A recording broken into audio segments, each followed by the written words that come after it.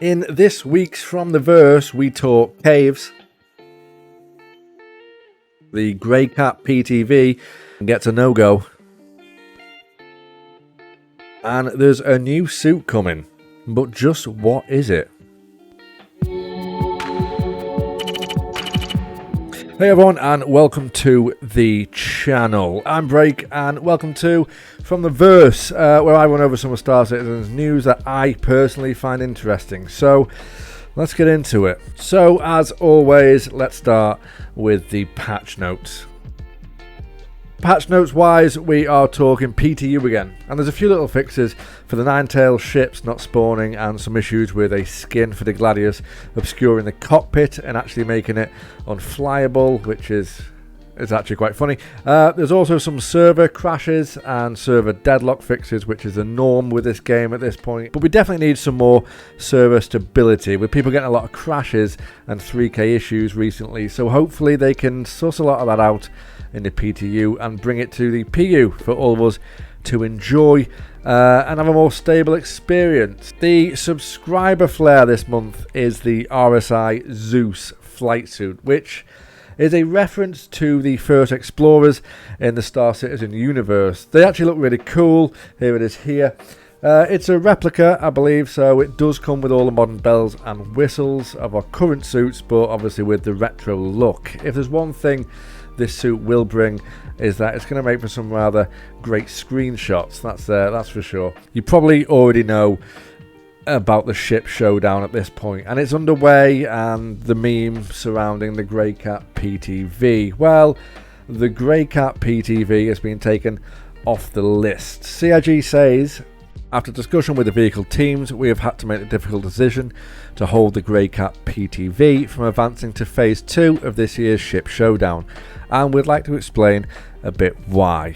The PTV isn't set up for the current paint system, and it's also due for a full top to bottom rework in the future. Setting up for paint now would require us to do so again once it's reworked, and we prefer not to assign development work that would ultimately be a waste of resources. That being said, we cannot ignore the amount of love that is poured in for the PTV.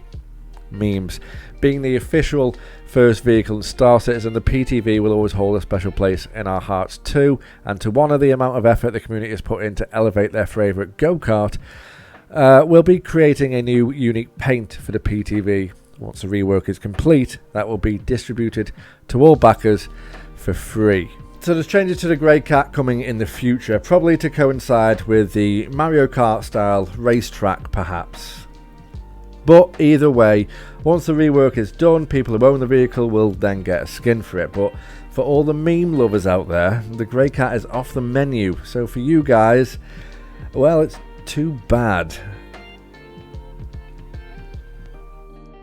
Jumptown is coming again this weekend from the 2nd of September, I believe. So if you're lucky and don't get instantly destroyed like I usually do, there's a quick book to be made. But for those wondering when the Siege of Orison is coming back, it's looking like it's going to come in mid-September-ish. Sure, we'll get to see some more info in the upcoming weeks as we close in to mid-September. And the event I haven't done yet, which is Xenothreat, is also being worked on. Apparently there's some critical bugs that need to be addressed and ironed out, but the devs have said they want to bring it back in the near future, so I'm quite looking forward to that one as well, because I want to have a heavy fighter in the future for things like Xenothreat, which, if you didn't know what it is a giant PvE ship battle event in space, which sounds and looks amazing. And I've got my eyes on a Scorpius, just because it's a two-man heavy fighter, so you can bring a buddy along, and it looks freaking awesome. But I'll have to wait and see what happens in the future for me, whether I can get one or not. Right, so let's talk ISC.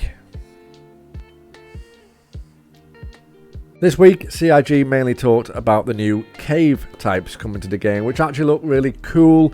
Here's a snippet of what was said. The new workflow we've figured out for the caves is much more artist friendly, and to a point even where designers can make entire cave rooms without necessarily needing an artist to do any work. the designer could go in and build like a white box room and send this to the Houdini process, which would then return an almost finished cave room. For the first release, there will be new sand caves on Daymar, which is like the prime candidate, being a very desert planet, but they will also be going on Magda, Ita, Wala, and Hurston itself. One thing we really liked about the old caves was that they always had this feeling of claustrophobia, and we tried to keep that in some regards.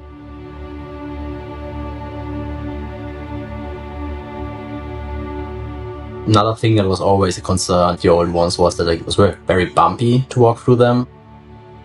So one thing we definitely improved on is walking through them and traversing the space is much smoother and feels nicer in general. Also, we added a lot more natural light sources, so you will have much more cinematic experiences going through them.